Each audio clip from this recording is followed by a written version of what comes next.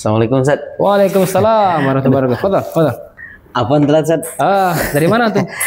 Habis bantuin istri Ustaz. Habis Masya Allah. bantuin istri jaga anak yang satu, saya ngajarin anak yang satu lagi. Oh gitu. Barakallahu fiik. Ternyata luar biasa Ustaz ya.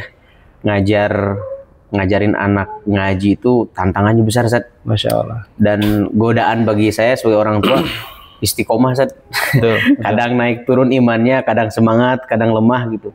Nah, mungkin saya butuh semangat dan motivasi Ustaz, gimana supaya bisa mendidik anak tuh dengan sabar, nggak gampang emosian, dan bisa mengajarkan dan mengamalkan apa yang diajarkan gitu Ustaz. Baik, barakallahu fiik. Pertama, bagaimana kita lihat dialog Allah Subhanahu wa taala ketika Allah mengatakan Allamal Quran.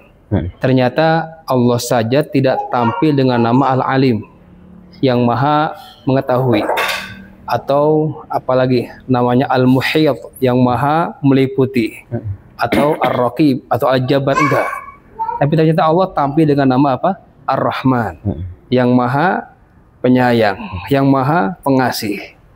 Jadi Quran itu, mohon maaf Ustadz, jadi tidak cukup ilmu yang kita miliki, tidak cukup sanad yang kita tempuh sampai sanadnya Ali gitu kan ya, sanad Ali dan luar biasa mungkin hafalannya, tapi ada satu unsur yang tidak boleh kita tinggalkan, itu apa?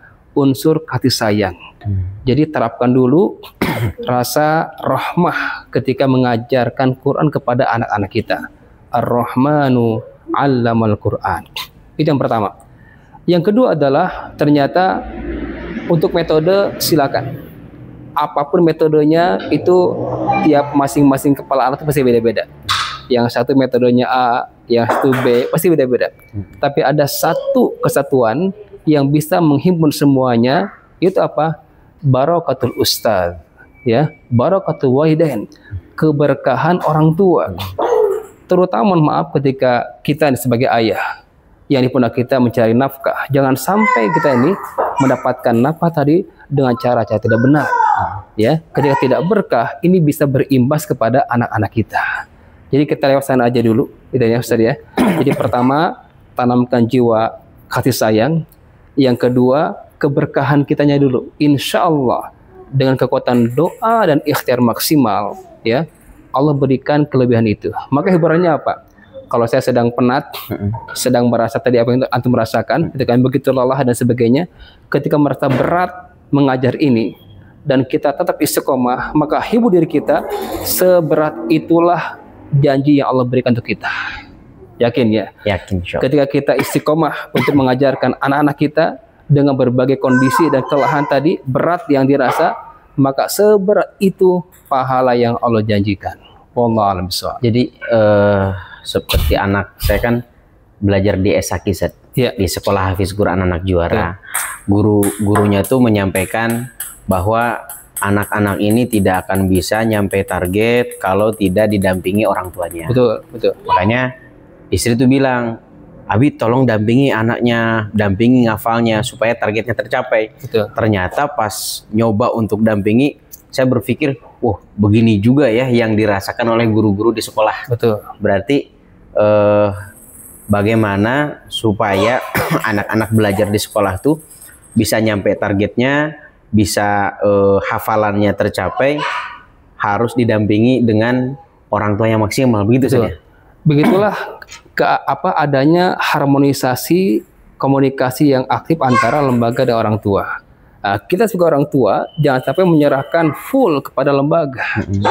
Lembaga itu adalah wasilah atau partner istilahnya, partner kita. Kewajibannya adalah di pundak kita sebagai seorang ayah, sebagai orang tua. Tapi SHQ atau lembaga lain itu hanya partner kita. Karena Allah akan tanya bukan ke SHQ-nya, ke bapaknya, ke ayahnya. Maka jangan serahkan pendidikan anak itu kepada lembaga tadi, tetap kendali kita. Makanya dalam sistem SHQ yang kita regulasikan itu tidak lepas dari pantauan dan bimbingan orang tua di rumah. Pertama alasannya dari segi durasi jam hidup anak di SHQ hanya 3 jam. Sisanya di mana? di rumah dan di sekolah formalnya gitu kan ya.